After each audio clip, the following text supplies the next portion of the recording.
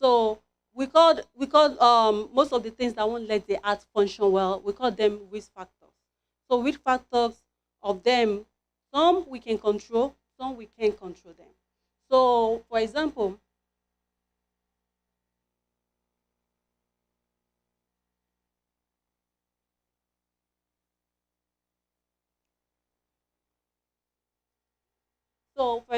the age, everybody, it's just like a car that we love so much. We keep working, we're using it every day. It's working perfectly. Even though it's working perfectly, there will be like wear and tear around it that is going to like prevent it a little bit from working the way it's supposed to work. So the art the age is one of the risk factor that can affect the art for not working very well. So as the study shows that when we clock for women, when we clock 55, then like, we can have like risk of heart disease. Then for men, when they clock like 45, so they can have the risk for heart disease. So the age is one of the biggest factor, and it's we can't control it. Then another one is family history. So for example, some people they're born with O in their heart, and they work perfectly. They do physical therapy. They do every year. They go and nothing. They're fine. There's nothing. But some people they're born with a big heart. I know a lot of people like, oh, it's good to have a big heart. I'm not talking about that big heart. I'm talking about physical, large, big heart. So that in the beginning, maybe when they were young, they might not know the implication of it. They might be fine, but as they're like maybe done their teens, or maybe they're turned to like maybe 30, 40, then they begin to see a lot of issue coming up out of nowhere. So family issue is very important. So that means sometimes I'm always saying like before you get married, try to know the family history. So and we have gender. Is another things we can control. Gender, women, especially women, when we pass their menopause, we are all at risk for heart disease. So because of that, we all need to like sit tight and try to like do everything we want to do to make sure we don't have any disease of the heart. So and they said most people, the study also shows that people who start their menstruation early, for example, like when you're like 9 year old, you start your menstruation early, you're also at risk to have heart disease. So they just need to like screen every time. So and we have race. It's so all this most of the study shows that black people have like in their increase um they're very at high risk for blood pressure, uncontrolled high blood pressure. So that and looking around I'm like, okay, well, we all have something to do. So, that being said, so I'm going to talk about the risk factors, things we can do that will prevent us from having heart disease. So, we have some risk factors that we can control, we can fix it, we can avoid them. And in America today, about 50% of people walking around, they have at least one of these major three risk factor, and most of them they just feel like, oh, I don't care because it's not like cancer. So one thing about heart is like it can kill secretly. Unlike cancer, cancer can everybody know, especially when you have a tumor, they'll be like, oh my god, this is cancer. But heart, you might have different tiny symptoms and you just ignore it. Like, no, I don't care. Why? Some people, because most of the art seminar and stuff like that, they're very boring topic. So people don't have interest in it. They just ignore it. So it just the art disease will be like, oh, okay, you guys don't have interest in me. We're going to kill you all. So that being said, we need to work towards all this. So number one in America is smoking. A lot of people smoke. They know they're supposed not to be smoking, and they do it anyways. And that is make them at risk for heart disease. And we have high blood pressure. Most people they just have it. When they check the blood pressure in the hospital or something happened, they tend to know their blood pressure. They just ignore it. They're like, oh, it will come down. So the third one is high cholesterol. Some people have very high cholesterol, especially when someone is overweight or something like that. They tend to have it, but at the same time they'll be like, "Oh, I will work towards it. Don't worry, everything will be okay." So overweight, then most people sedimental lifestyle. Some people don't like exercise. They just feel like, no, I'm fine. When I walk to the bathroom, eat, I'm all good. But no, exercise. We need physical inactivity can lead to heart disease. Then we have diabetic. I know there's a lot of controversy about diabetes. Some people say, oh, some people can control it, but some people can't control it. What happened about diabetics is, like, if you check your blood sugar regularly, there is a way to like control it and work towards eating what it's supposed to, like just follow your nutrition recommendation. It's going to be under control. So then we have stress. Long stress, like long term stress, also can cause uh, heart disease. Then we have obesity. So I was talking about in America. That is, to be honest with you, for the past 100 years, heart disease have been killing a lot of more than any other disease in America, and people just ignore it. So, like this one is like 2020 to 2021.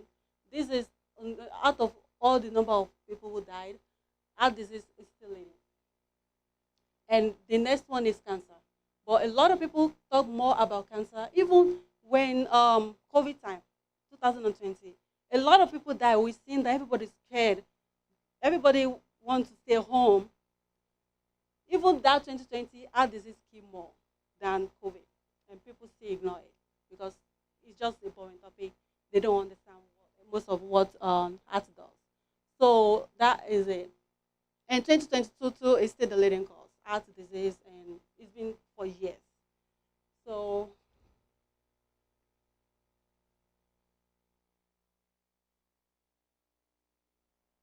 so common heart disease we have right now, we have coronary heart disease, we have heart failure, which is a big one right here.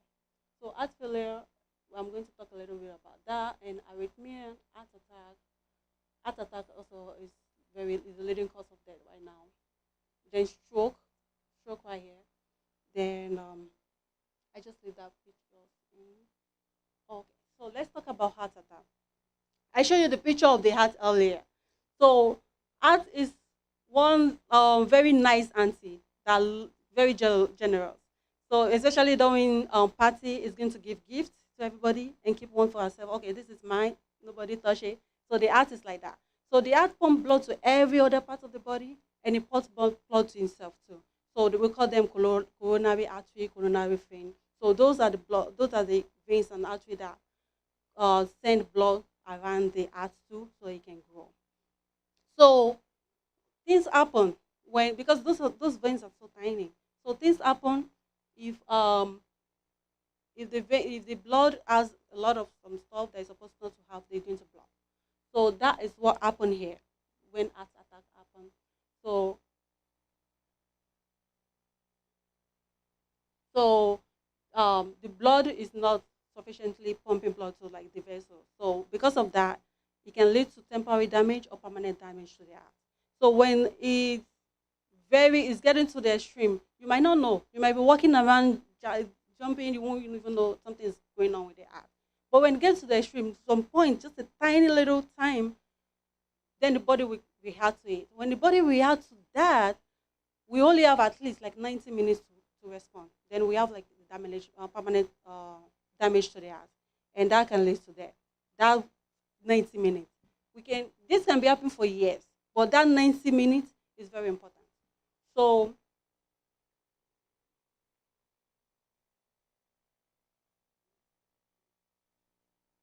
so what are the symptoms of the heart attack? We have chest pain. Chest pain is like very big symptoms of heart. So if you're having chest pain, we have different chest pain. Don't get me wrong. If you're stressed, sometimes you might be your chest can be so painful. But if you have a chest pain that you feels like an elephant sitting on your chest, like very big load on your chest, please, it's very important. Call 911. Something is going on. Oh, oh, yes, yes, yes, yes. So what happened is chest pain. Oh, sorry, ma.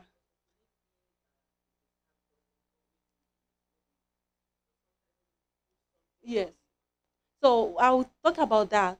So the chest pain we're talking about is like a very big load, like elephants jumping on your chest. That way, you won't be able to breathe.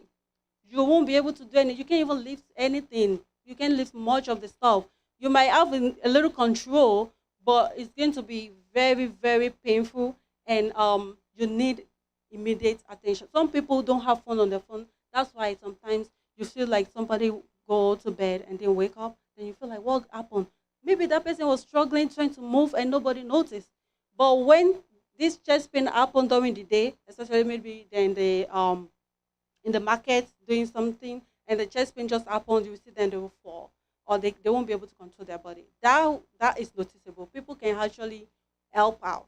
So if they help out, that is why it's very important. We all need to have like CPR certified. I don't know if everybody have CPR training already. So it's very important to learn that, because we don't need to be healthcare professional to help somebody. So you can just go into it. There is a law that is guiding you. Even if you break your rib, you're all covered. You won't be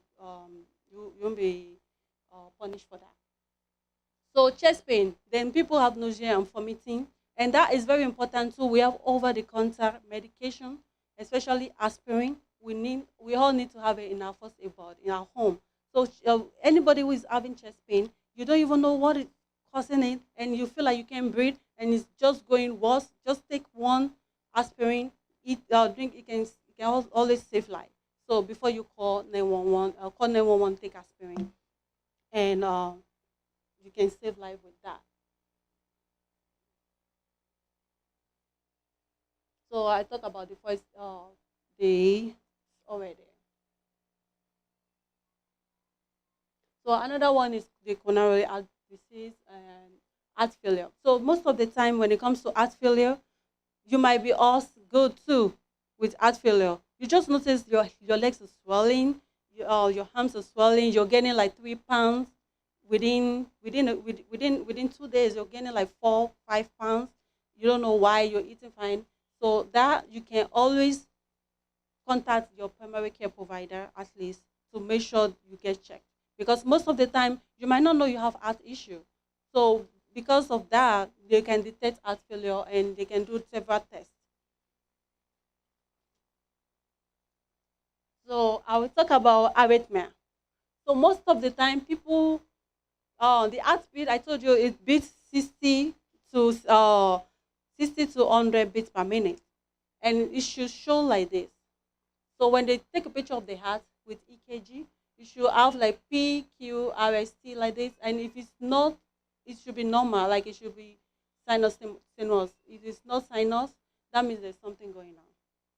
So, and again, some people don't even have up to like 60, their heart doesn't beat up to 60 beats per minute, because most of them, if you're like very active, if you're like a runner, um your heart tends, when you're resting, your heart tends to be a little bit lower, which is okay. You can be running like 50, like very low 50 is fine. But if you're not a runner or anything, just let your doctor know about it. And again, your heart can be running fast too. We call it sinus tachy. So if it's running fast for a longer periods of time, it can also cause issue. So we have AFib. So one of the big ones here, we have AFib. So when we discussing about the heart the other time, the valve, the valves that open the heart, they might not be tight enough when they are opening. So instead of them to close like this and open, some can be just be doing like this. So the blood is not pumping very well.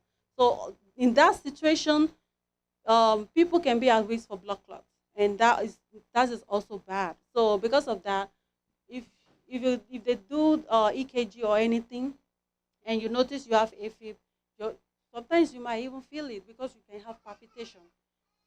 You can have palpitation. Your heart can be like running. You feel like you're running a race, and while you're sitting down, relaxing. So that you can just let the doctor know. So they might be, you might need a medication. They call it Eliquis that actually help with that, with preventing blood clot. So FIV, we get this a lot sometimes, and it also happens sometimes when you're in myocardial infarction and you didn't do anything until later you already no pause. That's when they said no pause. And this it's like the body is running fast, and nothing is coming out. And this one is very emergency. You have to start CPR. So, and I know most people you can just chest compression, just start chest compression if you don't have help or something before you call for help.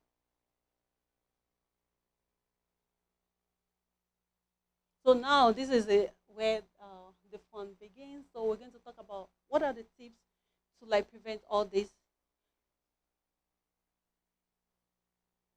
So number one is regular exercise. So we can even stress enough about how important the exercise is. So they feel like when you keep running, when you keep running, you just increase the longevity. So for example, like people who there's a lot of study that shows that people who actually run or just walk, take a walk a day or two, they live longer than people who doesn't do exercise. So I have this study that shows they have like a lot of people. They bring a lot of people down, and they study over years.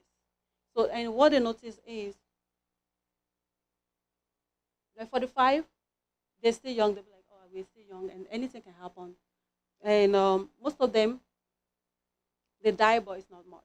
But with time, they notice who are the ones that actually stay longer, and they notice like people even a little exercise a day saves lives. So they feel like there's more people that do exercise live longer. Like 85 plus, like you do exercise, like there's a very low risk of like having heart disease and dying young. Yeah.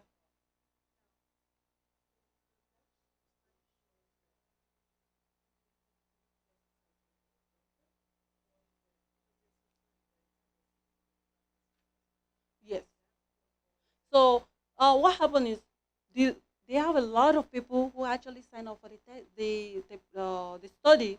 So there's a lot of things that people they give them like this is what we want to see that you want us to do. If they're not following it, they take it out of the program. So they're like off. They will take a lot of people off when they like didn't follow some instruction. So the ones that follow instruction they also take some people out. The people can have car accident and die. So most stuff like that, they take them out. So those one that follow the old instruction from day one to years. So they follow like a lot. They recruit a lot of people. So they just follow them for with like years and continue to monitor them. So some people have another. There's a lot of things that can cause people to die young too. It's not just art. So if anybody like okay, this thing they did is out of the range they wanted, they will take them out from the program.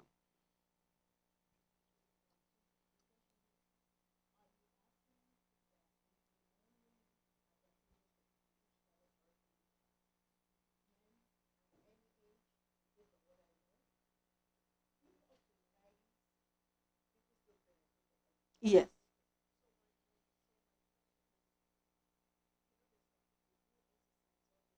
yes, yes, yes,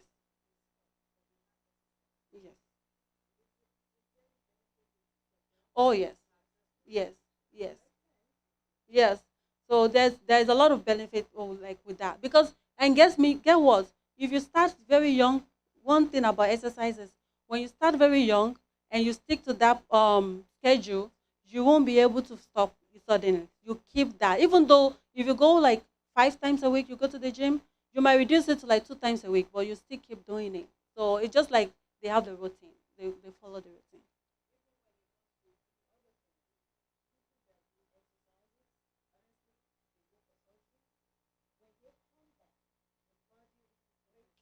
Fast. That's why they always encourage people who are pregnant, to exercise. Even though when they're pregnant, they when they exercise everything for their delivery, they won't have issue. Some might have issue, but it won't be as complicated as people who doesn't do exercise again. And the recovery time is very short compared to people and even some they lose weight really fast. and you just feel like, wait, what do you do? Some people like, do you do anything to your stomach? It went down so fast. What do you do? Yeah, they exercise. So that is what. Even though even they stop for like maybe few when they give birth, they couldn't go for like maybe a month or something. They still see the effect of that exercise.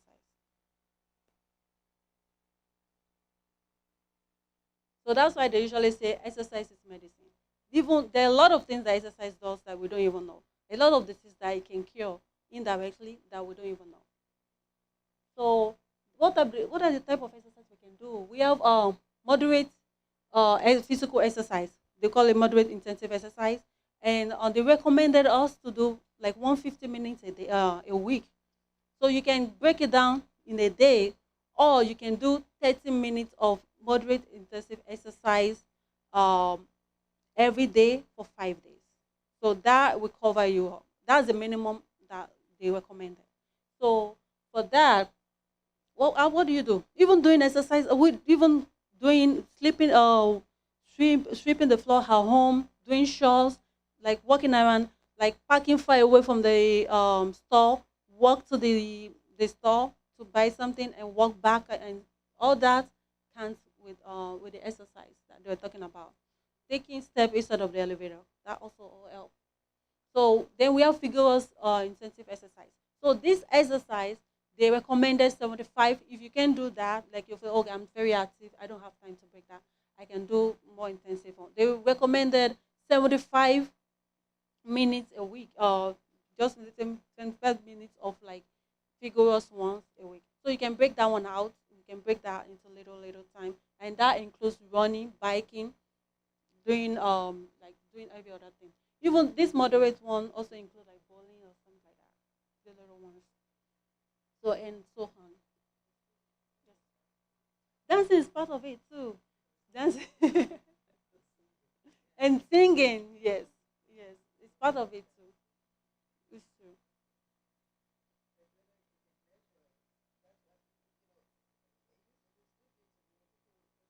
Yes.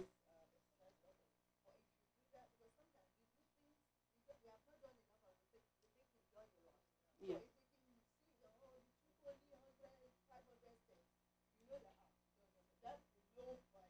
Yes.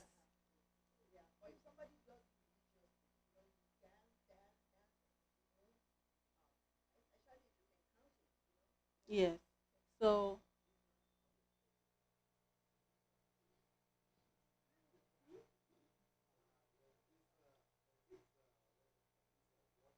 yes.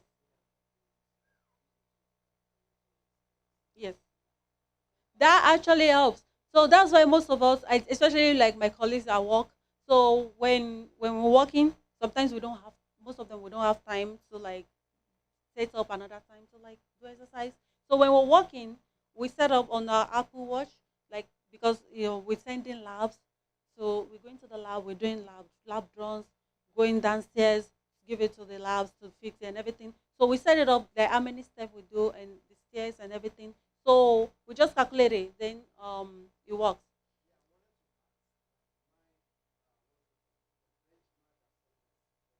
Yes, yes,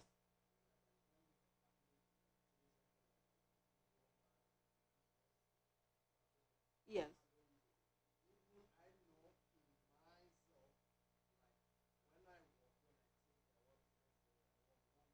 yes.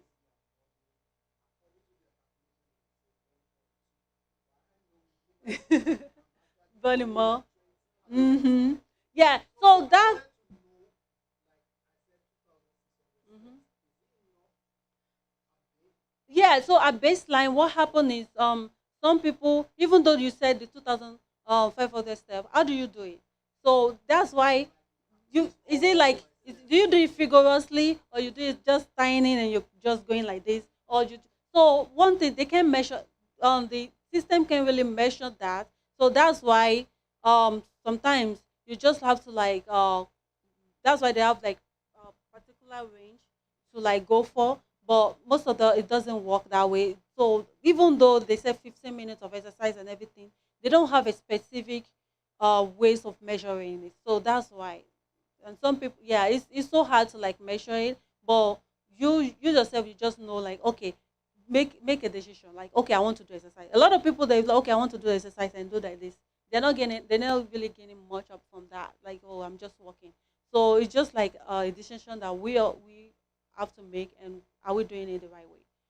So that's what I was thinking. I'm not. I don't know if anybody can explain better that. Sorry. So, sedimentary lifestyle. So they call it sedimentary lifestyle sometimes because people. This is meant for like people who doesn't do exercise. They're like in activity. So they feel there was a study that shows like people who doesn't exercise they spend more money in the hospital compared to people who doesn't exercise, and that actually makes sense because if you don't exercise you have like this belly pain that even though like when you exercise everything will digest and you won't have issue, you go to the hospital because of that, because you couldn't control, you couldn't sleep, you go to the hospital. So that makes sense. Like 20% people who actually doesn't do exercise, they spend money in the hospital compared to people who doesn't, who does the exercise.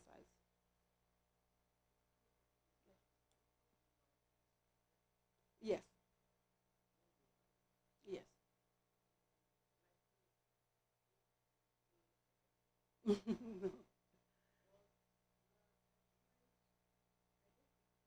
yes, hmm, yes, yes,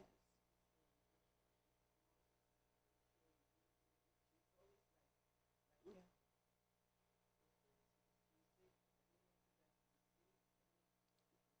yes. Yes. So what happened is, yeah, yes, yes. You hit. Yeah. So what happened is that's where the family history comes in mind. Even though we don't really talk much about, we just pinpoint some point, but there are a lot of things behind those things that we don't say because of our time. So sometimes we have family history. Some people tend to even hit a little bit. The body metabolize like each one of us. The body, our body metabolize like differently. For me, when I was young, I hit so I can hit the whole house and I won't gain weight. So and I have like my cousin that doesn't even eat much. It's like twice my thing. So it's like sometimes some people their body metabolize so easily and they break down those food and sweat. When they sweat, the whole food is gone. So and some people their body just hold on to more fat. Like, oh, this is, let me hold on to this. Let me do, just in case I don't eat and I'm starving, like maintain it. So that is what happened. Family issue also is very important when it comes to obesity too. So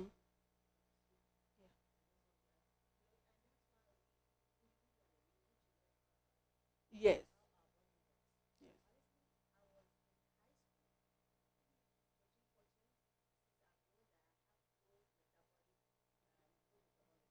okay.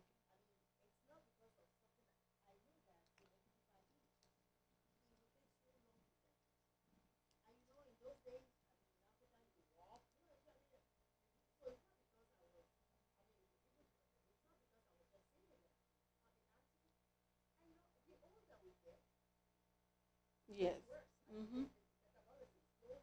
Yes. Yes. Yes. Yes.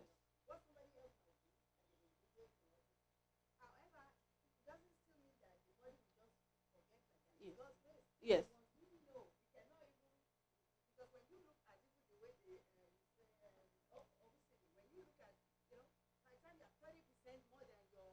Yes.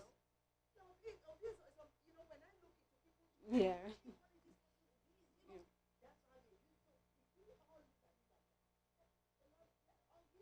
Okay.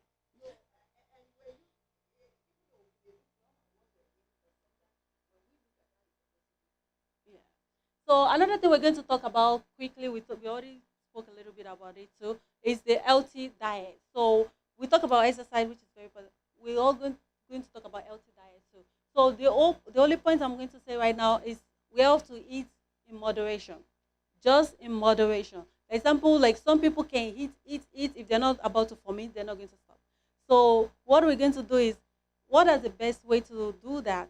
Sometimes, I like a lot of study shows like sometimes when you eat and you still feel a little bit like eating more, but you feel like, oh, your body can take it, stop. So that is like, because if you continue to eat, you're just going to be like gain more weight and exercise and stuff like that. And when you eat too, like try to eat 4 hours before you sleep, so that the body can at least like digest the food, and you'll be fine. So what type of the food they want?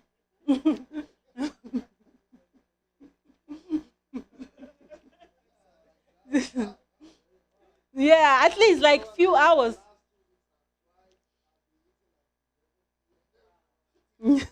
So yeah, and another thing is you can set a time for yourself. Like for example, like between 7 a.m. to 7 p.m. That's when I want to eat anything. So if you do that for a week, you might get used to that. So like just like 7 a.m. 7 p.m. That's the range I can eat anything. So if you do that, it's going to. So what are we going to eat? They want us to be eating more lean meat. So they don't want us to eat too much of red meat. So red meat has a lot of calories. Sometimes we don't know about, we call calories. We have two different types. We have low density lipid and we have high density lipid. So the high density lipid is the one we need, because well, we see avocado here. Some people like it has a lot of fat. Yes, it's a good fat. So that is one that we need for the body. So and we have low density uh, lipids are the ones that we see in animal fat. Animal fat like ora, they said ora. People eat it. No, it's not good for the body. So, and that has been said, an example of lean meat is turkey, chicken, white meat. Eat white meat is good. Eat fish and legumes, beans, and stuff like that. Fruits, very important. Every meal we eat, please, we need to add fruit.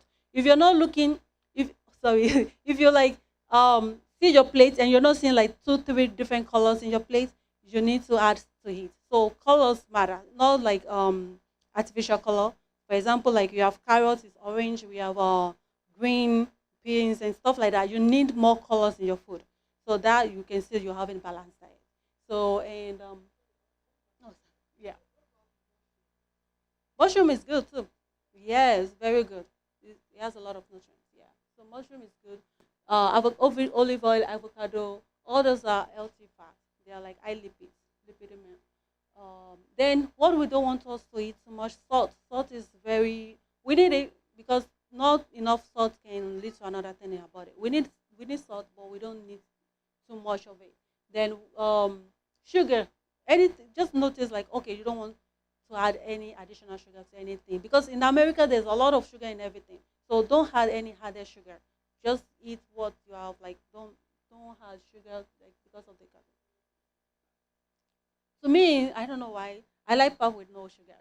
Yeah. But most people don't like it. If you want to drink sugar, look for natural sugar. They send brown sugar now. So you can just put a little sugar, natural, because artificial sugar add more to stuff. So you can go for brown sugar if you want that. Like something like that. So and yeah, honey. Yeah, that's a good idea. Honey is good. So I think we talking and baked food too. Like it has a lot of things in it. So let's get away with baked food for a little while. So nuts. There is a lot of controversial about nuts. People say, "Oh, nuts has so much calorie." There's a new study right now. The nurses health study shows that nuts is really good for the heart. For example, if you hit a one your hand, you just measure with your hand. One spoon or one handful of nuts is very good for the heart. So this is the measurement. Like every day when you hit this type of measurement, just like measuring, it's really good for the heart. There's the result that they just did, and they monitor people, and they see the cholesterol, everything, the risk factor that causes it actually reduce. And if you want to do numbers, so this is it. Like for example, cashew, you can eat 18 of it. That's all you need in a day. And yeah, you can see if you don't want to use handful. Moderation. Moderation. We don't.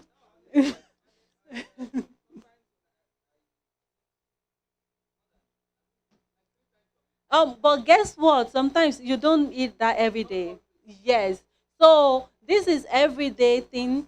So if people actually eat this every day, is what they want. They want it. Sometimes you might eat too much, and like you might if you eat it before you go to bed and stuff like that, you might have like add more weight or something like that.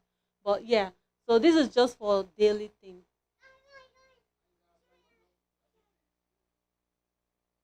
Almost.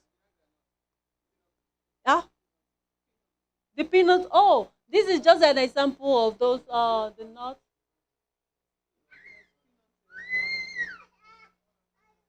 Yeah, the groundnut also is okay, but moderation is the key. Yeah, moderation is the key. For walnut also is good. So now it's smoking. So we need to stop. I know a lot of people here no, we don't smoke. So yeah, smoking we need to stop that. And alcohol too. In moderation. They don't want us to drink more. Wine is good, maybe a few days in the week, but we don't want to eat too much of that. So another thing is stress. So we want to talk about stress. Stress sometimes it's good and sometimes it's very not good. Short period of time when you're in stress, for example, you have an exam to do and you're stressed. Stress alone doesn't have direct affect the heart, but the way we react to stress is the issue. Like some people react to stress positively, and some people react to stress negatively. For example, I'm going to make myself example now. I was trying to present, I was so stressed out about it. So what I did is like just sit down and trying to put everything together and print the whole thing I needed, and that is a good thing. But if I respond to the stress and I'm like all stressed out, I'm like, okay, I can do this. I'm done, and I'm home doing nothing, and I'll be thinking, oh my goodness, I supposed to have done this at least, and I disappointed everybody and stuff like that. So that can lead to a long period of time being stressed, and that can have effect on the health. So so some people for a long period of time stress can lead to anxiety and can lead to depression. So sometimes it leads to some point some people can't control the stress in their life. So in this situation they need to talk to the doctor to see if they need a medication to help to control that, because long term effect of stress is not good. It's going to like stress out the heart.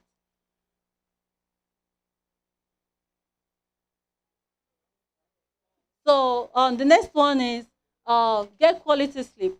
So we're talking about sleep right now. I know most of us here will be like, oh, okay, we sleep every day. There are a lot of different types of sleeping. When you sleep, when you wake up, do you feel happy? Do you feel like, oh my goodness, everything? I'm so happy. I have a good sleep and everything. Sometimes you might have like more than 7, 8, 11 hours of sleep and you still feel so tired. So what happened? So some people they want to sleep, but they're waking up every 2 hours and they feel so exhausted after and they feel like gasping in here. Some people like, oh, is this okay? And for a long period of time, they leave themselves like that. But study find out like if you have this type of situation, please talk to your doctor because there's high possibility you're having sleep apnea. And there's a lot of people, especially in a black community, we'll just ignore it. So most of the time, and that actually affect the heart, and people die and they don't even know why they die. So because of that, because sleep apnea may make your heart stop or like stop breathing for a little like few minutes, and you wake up, you're like, oh, okay. Then you wake up back up. Sometimes there will be some the day that it will stop and we never like start again. So that's why they want us to like see the doctor to fix that. So what they're going to do? They might tell you you need continuous positive airway pressure. So this is just a machine. I know it looks like very complicated. This is a machine that help you breathe very well at night. So when you want to sleep, you just it's very easy. You just pop it on. They make it very easy. It's portable. Just put it by your bedside. You can just and you will sleep the whole night. So that will take the stress out of the heart. And sometimes and another thing is when you sleep and you snore, too, it can also cause like it can have effect on the heart, and you might also be having sleep apnea. So when you snore too much, like even your next someone from the next room can hear you. Yeah, there's issue. You need to let the doctor know. Ah, okay. So yeah, someone who's sleeping beside you should be able to see that. Oh, okay. So if you're not sleeping with anybody, sometimes you might know you snore, like because you just wake up like, oh, okay. Oh, maybe and sometimes you might not know. There's some points you will know. Maybe you visited friends. Yeah, some people, yeah. So some people know. So if you know, that's why people ignore a lot. So if you know that, let the doctor know because you might be having sleep apnea. It's just like you stop breathing for a little period of the time while you're sleeping, and then you start breathing again. Because there are a lot of times you will stop breathing and it won't come up again. So that's why they're always scared. Like you need to see the doctor so you can have that continuous positive airway pressure. Sure.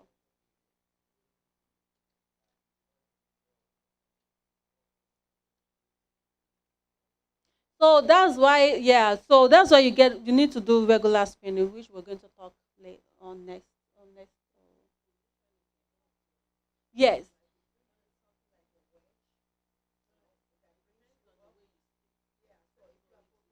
Yeah. Yeah. Yes. Yes.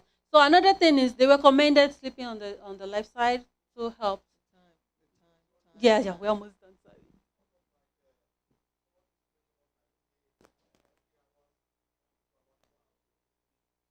Yeah, so that one, for that's why sometimes, especially when people who has like diabetic insipidus, yeah, they can be like so often. So that's why they recommend like drinking like when you know you want to sleep in few hours, in 2 hours time, stop drinking. So don't drink too much water before you go to bed. That's what they usually recommend.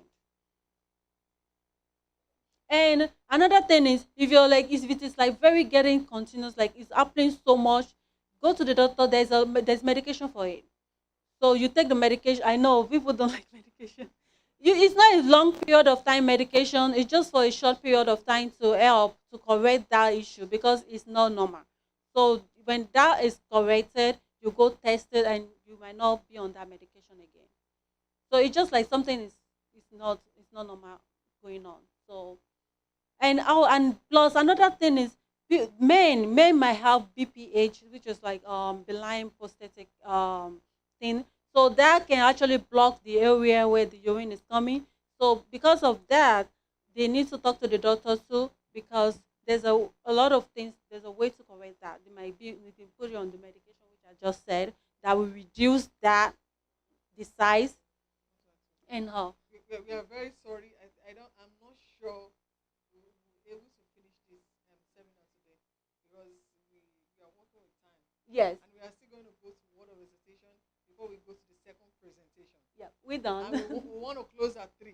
Yes, we're So, done. are you sure we don't? We have people that want to ask questions as well. Oh, okay.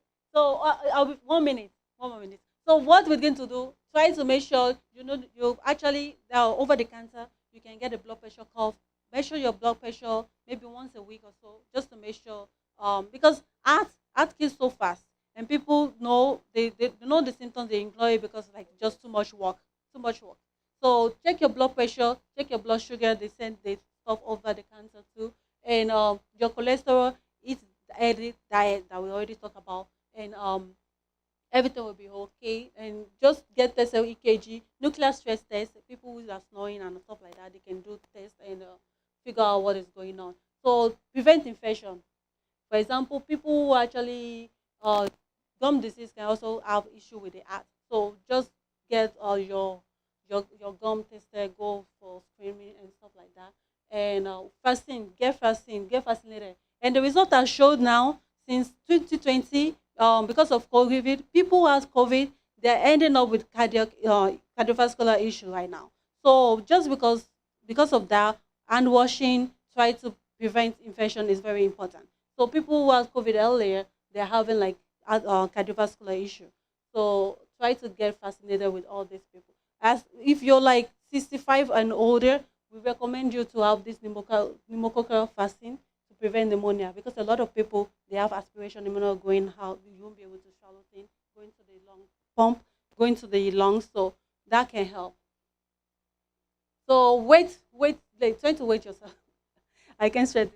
So I have the measurement to do an instruction, but try to weigh yourself. So what they want, the recommendation is when you do your body, they call something body mass index.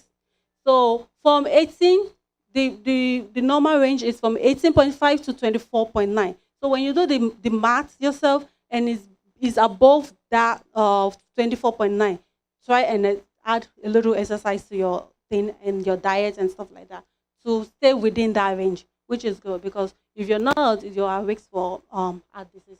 So calculating BMI, I give the example in there, so we won't be able to go into that. So that is goes to the weight circumference. So the circumference, when you get home, I'm giving everybody assignment. We don't have time to do that. So weigh your circumference. If as a woman, if you're like more than 35, that means you need to work on something. You can get waist trainer.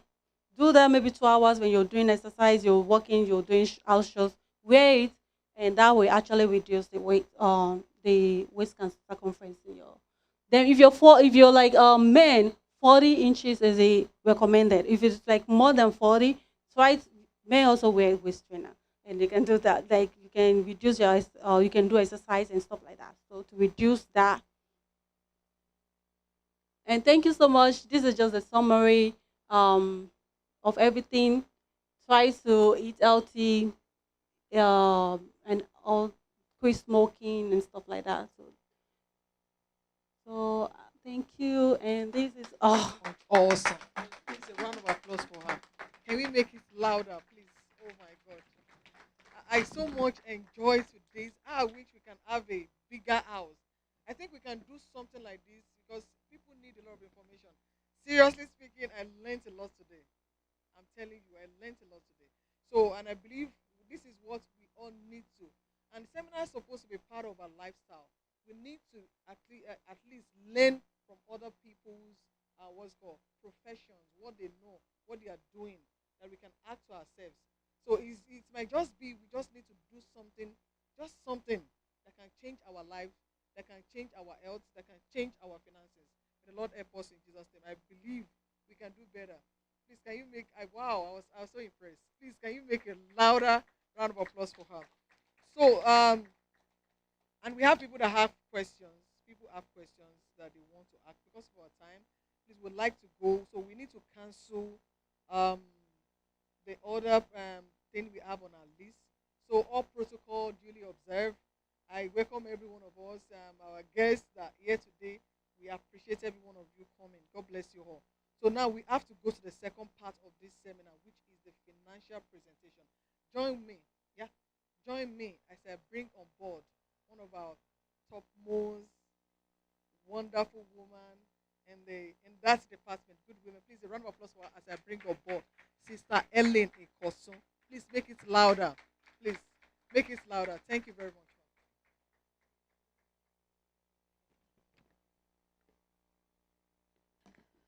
Yeah, welcome to the seminar.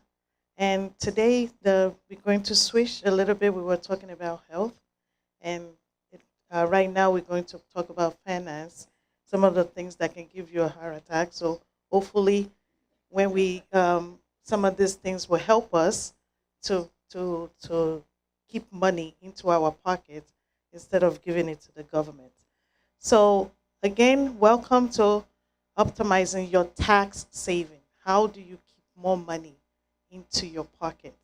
These are things that the governments are doing. I mean, not the government, the rich people are doing. When you heard Donald Trump didn't pay any taxes, he did not break any law. All those tax code are available to each and every one of us. It's about how do we use it and how can we obtain that so that we can get more the money that we have in our pocket. We can invent it so that we can continue to reinvent it so that we can continue to develop generation build generation wealth. So a small disclaimer, while I am not a registered CPA, however, I have been doing my own tax since I was 18 years old. And I've done taxes for family members and other people since I was 18 years old. I am a person who loves to learn. I love numbers, even though I'm not an accountant, I'm a scientist. But I love numbers and I have passion to share information. I love sharing information. I've done taxes for other people in brethrens in the church, and I see that they pay so much tax, and it pains me that they pay so much tax and you're giving so much away. And I feel like, okay, you know what? I can share some information on how you can keep more money into your pocket. So please, if you have any more further details that you want to do, you can ask your professional consult your professional tax person. So, so there are three things that we're going to talk about today: tax benefits, strategy for W-2 taxpayer, and strategy for 1099 taxpayer.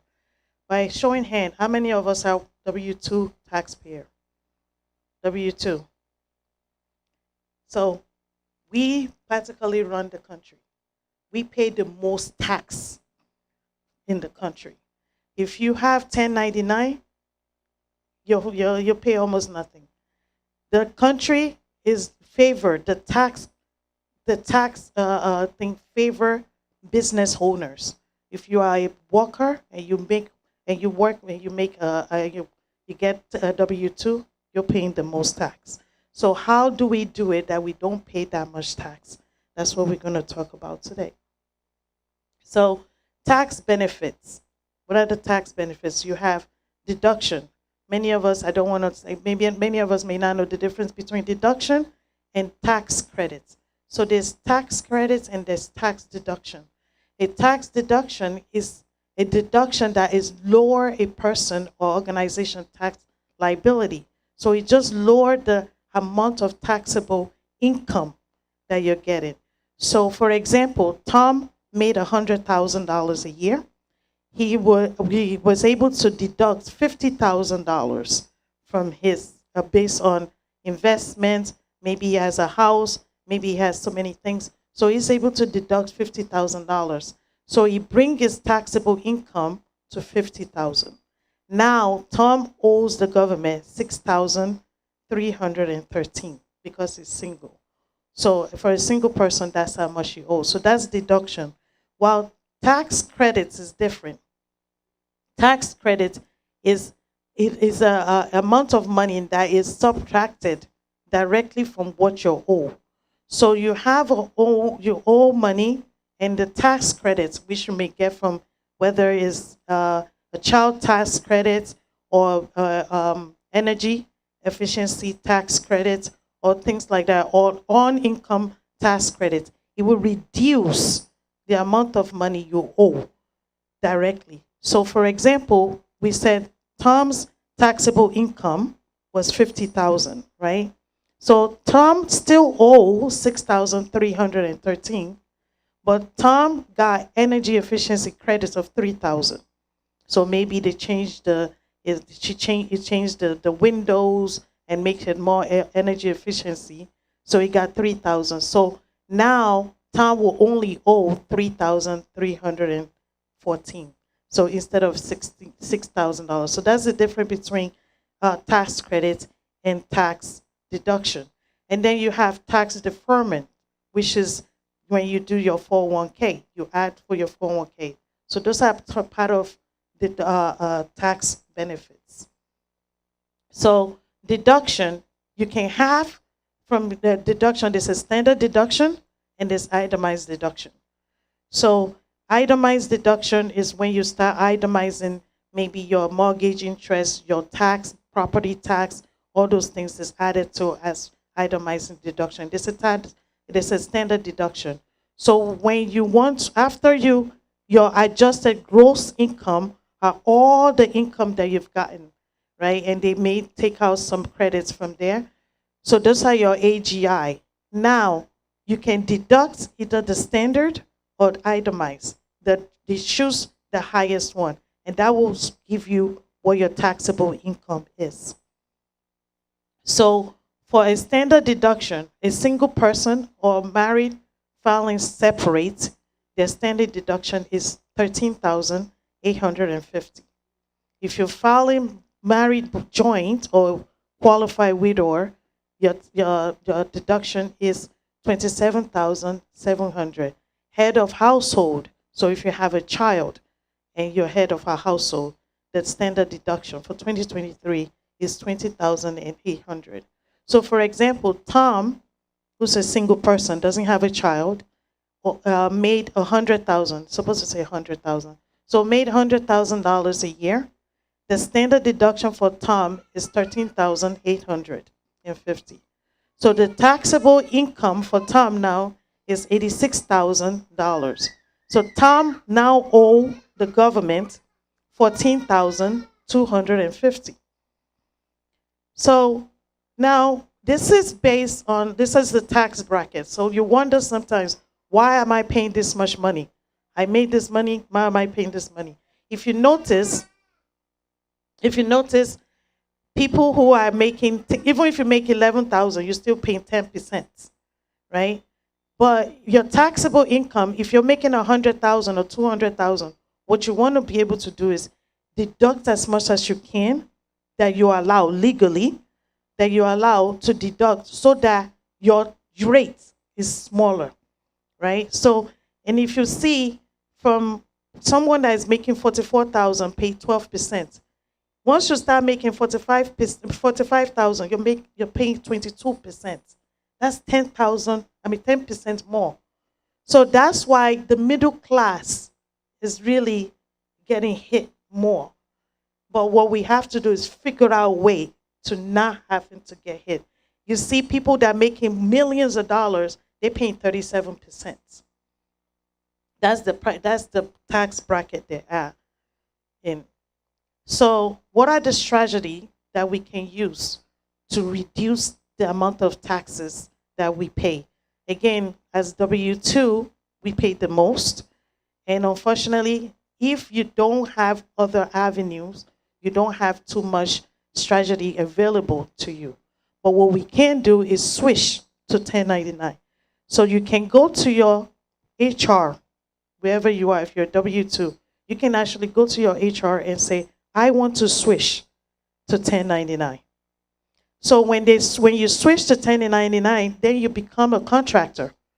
And as a contractor, you can deduct your insurance, the mileage that you take from your house to the work, you can deduct it. You can even deduct the car, some of your car usage, you can deduct it. So now you have become a contractor and you deduct more. So if you have the capability to do that, and not only that, you can even ask for a raise because you're saving the company money.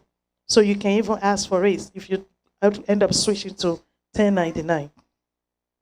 So one of the strategy, the biggest and the most valuable strategy is to invest in real estate.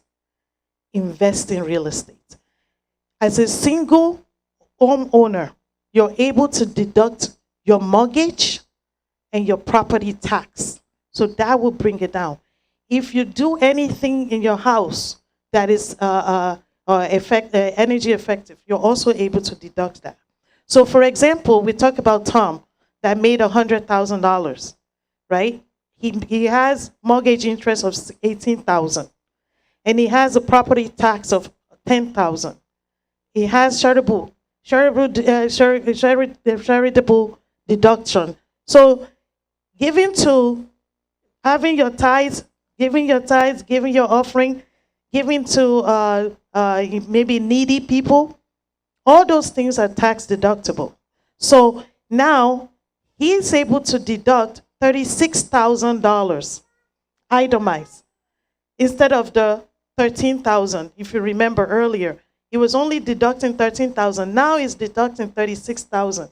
So now he only owed the tax of $9,000 instead of the 14,000. Now, If he did something in his house that make him get a credit of $3,000, Tom only owes the government $6,000, and instead of 14,000. Now, let's say he did something in his federal tax that they take from his um, check is 23,000. He's getting a lot of money back. The money you're getting back now, the $8,000, he can now use it to invest and continue to grow generation wealth. The second thing is invest in a short-term rental property. This is something we all can do. If you're not ready to buy a house, you can get short-term rental property.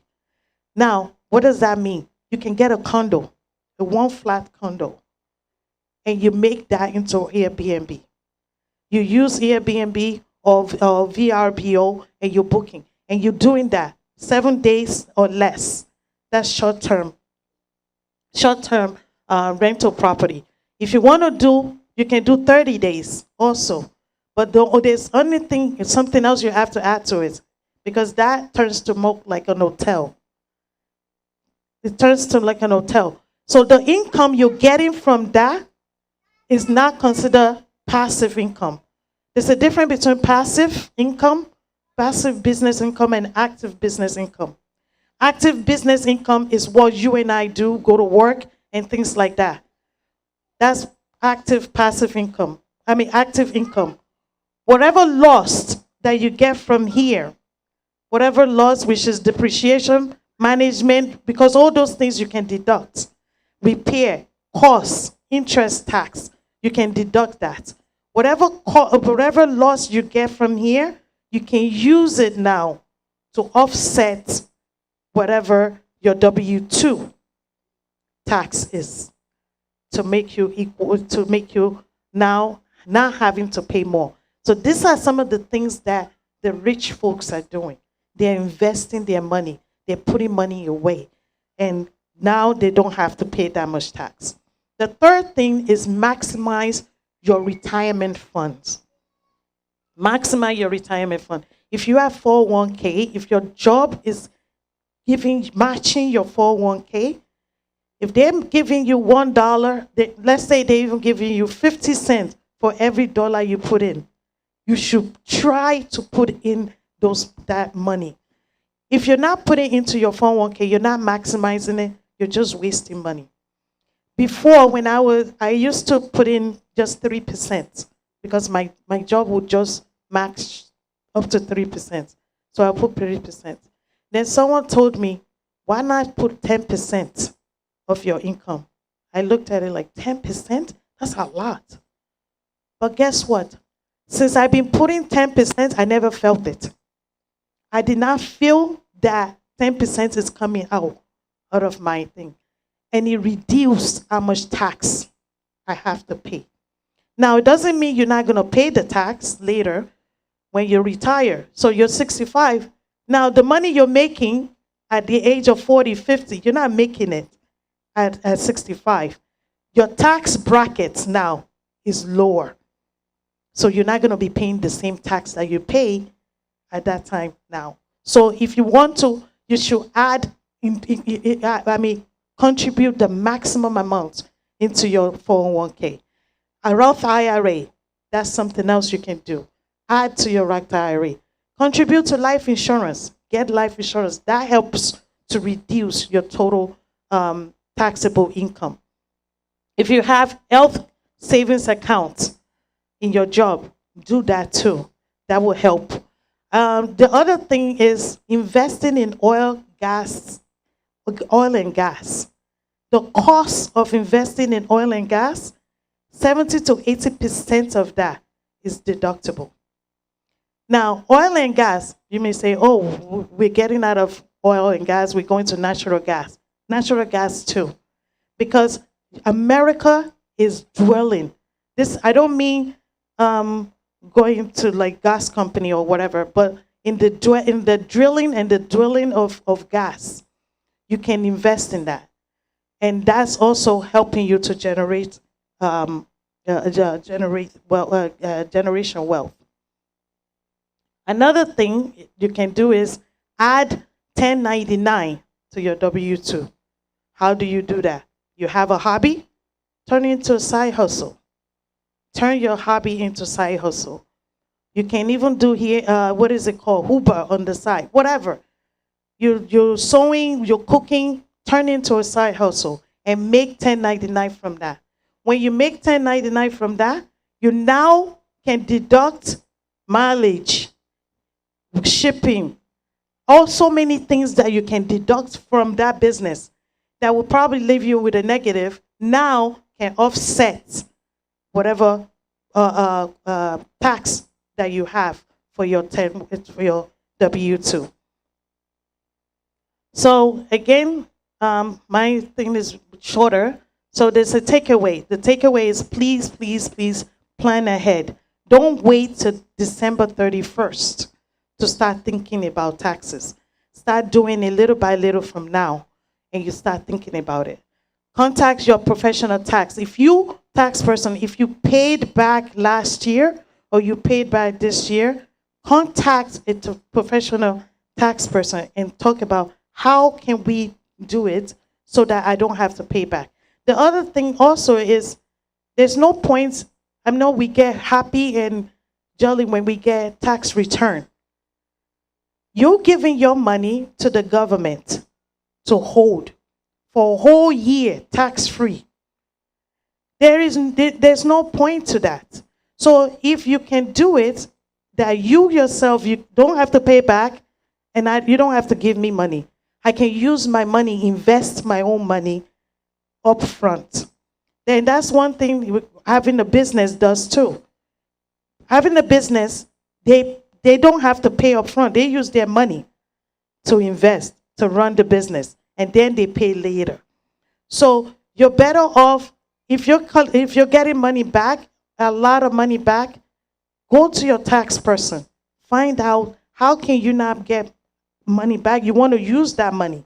Of course, you have to be able to manage yourself to be able to use that money to invest instead of having to give the government free money for a whole year. If you owe them money, you're paying with interest and penalty. So why are you giving to them for free? So take away, maximize your retirement contribution, invest in real estate. Invest in real estate. Use business ownership for further deduction, meaning adding 1099. Invest in oil and gas. Contact your HR to see if there is an opportunity for you to switch from W-2 to 1099. So let us start thinking about how to build generational wealth. Let's not think about just ourselves alone. I heard something the other day, which I know we don't think that way coming from our background. We'll say we did it. Our children also should struggle and figure it out. No. The reason why those rich people are rich is because they're thinking about their generation, great-great-grandchildren. They're looking for what can they give to them.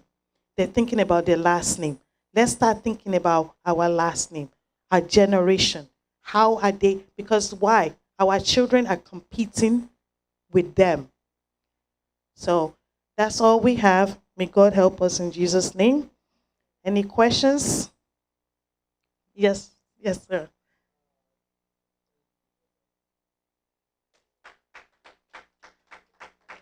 You're welcome.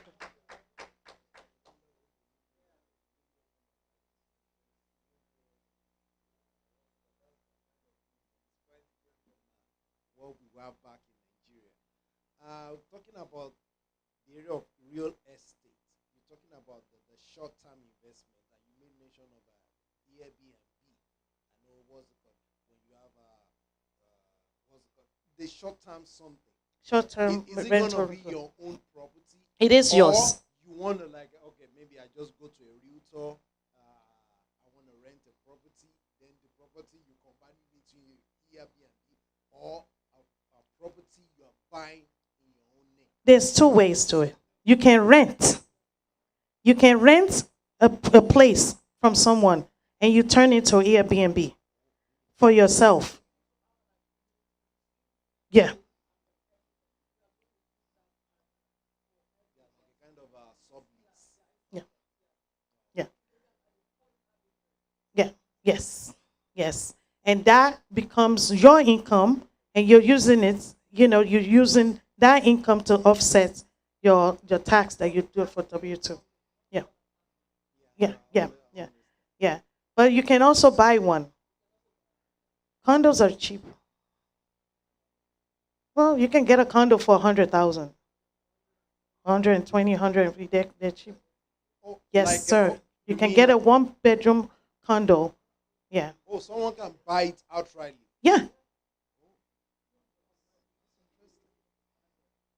yes, sir. You can, but yeah.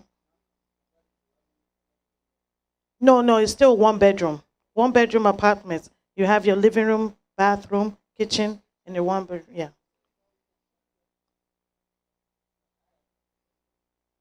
Yeah. The other one is like when I was doing it because I do both W-2 and 1099. And at the end of the whole thing, when I was talking with the tax professional, because I didn't want her to like know that I know some of these things, so I just like what's it called, behave as if I'm a novice Hmm, hmm. in that field. But being the at the end of the day, I discovered that initially I was thinking probably I might have a negative balance, that means a net loss. But at the end of the day, I discovered I was paying 1,633 back from the 1099. Then I was like, why is it that much? Though I didn't pay the whole year, I was just paying in You little by advance little. and stuff like that. Then she opened my eyes to something like you talk about the standard deduction Hmm, and the itemized. hmm. Then she said, if I want to do the itemized something, we would just have to like make a kind of comparison between the itemized and the standard. Then she said, if my itemized is not up to 15,000, then it's better for me to go for the standard. Standard. Correct. So how do we? Yeah, if my itemized deduction is not up to 15,000 in Yeah. that what's it called financial year, then it's better I go for what's it called standard deduction, Deduction. and that one goes by mileage. So eventually I Oh, went for the yeah. standard. So that's different. That is from your 1099. There's so then that would be 1099. So that would be I mean it's different from your 1040. So you have a personal you have your personal tax, right? Which we can do deduction on standard or itemized. Then you have the 1099 for your maybe Uber or whatever it is, which is based on mileage.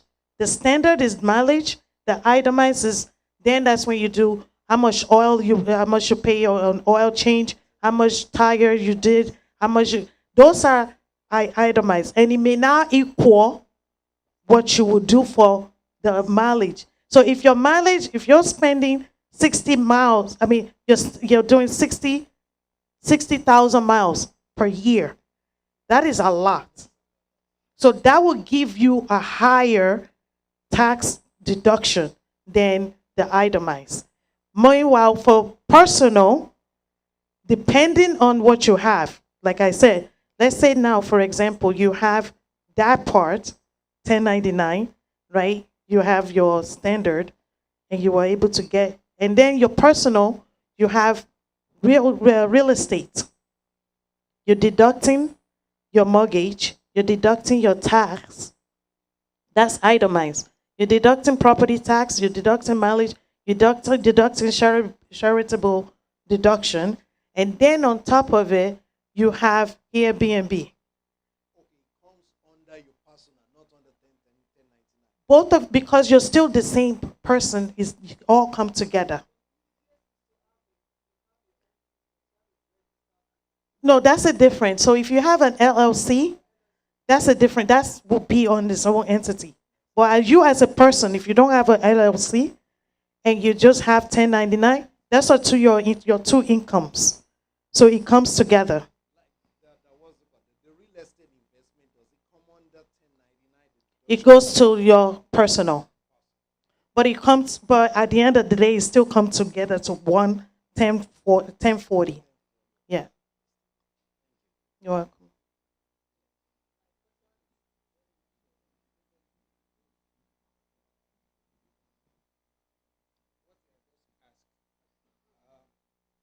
I'm trying to understand that itemized, all available, all deductions under itemized will easily be allowed in. So now, for example, if you don't have 1099 and you only No, I'm have talking on 1099 now, not 1099, yes. So if you itemize it, if it doesn't equal what it will be for standard, like which is mileage, standard is depending on mileage, right?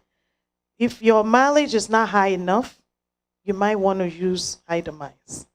But if your mileage is high enough, then you want to use standard for 1099. But then you have 1099 deduction, and then you have your personal deduction. So two together, you're paying almost no tax if you're able to add both of them together. But what happens is sometimes we have just standard deduction for personal, and you have standard deduction for 1099. And at the end of the day, either you're paying back or you're not getting anything back. So any other questions?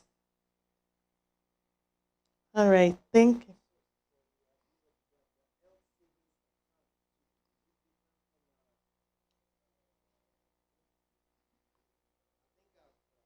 Something like that. The health savings account is it more or less like an investment too? Well, no, That so they take the money from your account, from your paycheck every month or every week or whatever it is. It's for you to be able to use for the let's say when you go to the doctor, right? And you need to pay the doctor's bill or to buy medication and things like that. That's what that money is used for. But the money is taken before tax. So it's tax, you don't pay tax on it. Now, let's say you didn't take that money, but you go to the doctor, you have to pay $20. This is after tax money you're paying. Versus having a before tax that you would never pay tax on up front.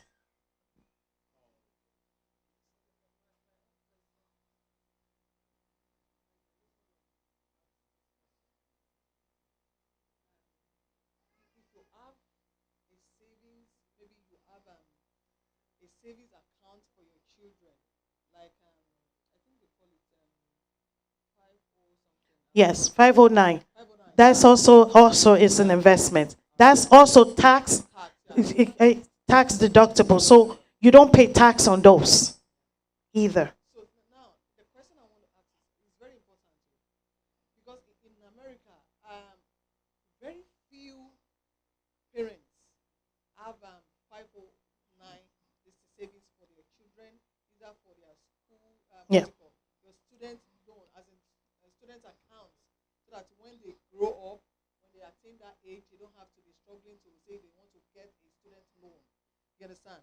So, meaning when you have a child, from you have a plan that okay, this is the amount I want to be saving into my child's account. If I have like 4 children, $50 or $100 every paycheck. I just use that as an example. You understand? So at the end of the what's it called? At the end of the year, the money can be deductible, Yes. right? Yes. So it can be deductible.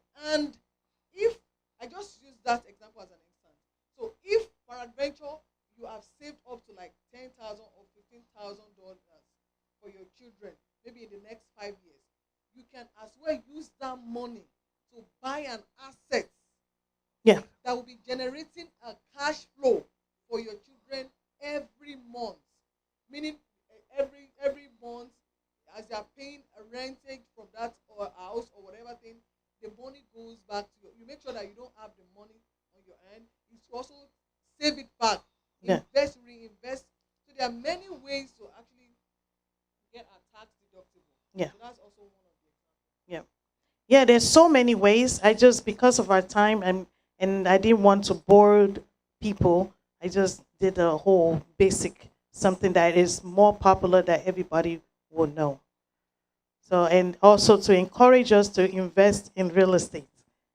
Yeah, yeah. So, all right, thank you. Sure, yes.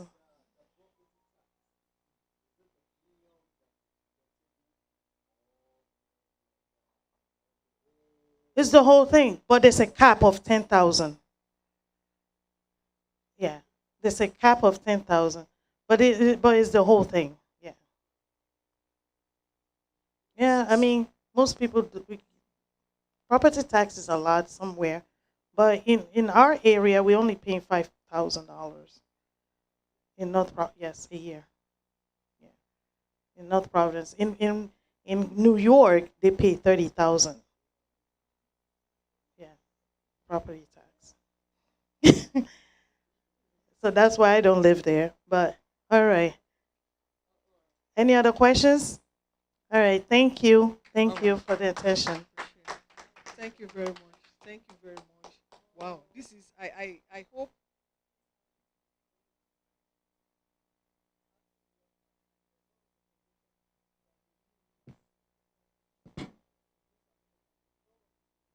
And in most of the information is even scriptural.